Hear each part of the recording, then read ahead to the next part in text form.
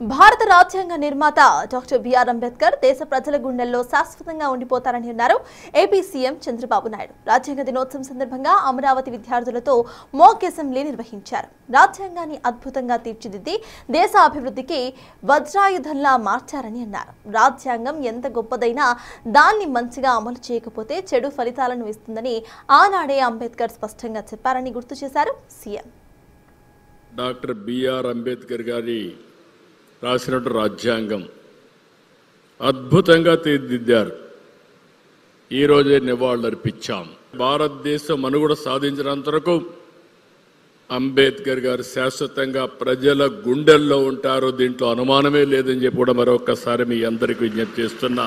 రాజ్యాంగం ఎంత గొప్పదైనా దాన్ని అమలు చేసేవారు మంచివారు కాకపోతే అది చెడు ఫలితాలను ఇస్తుంది.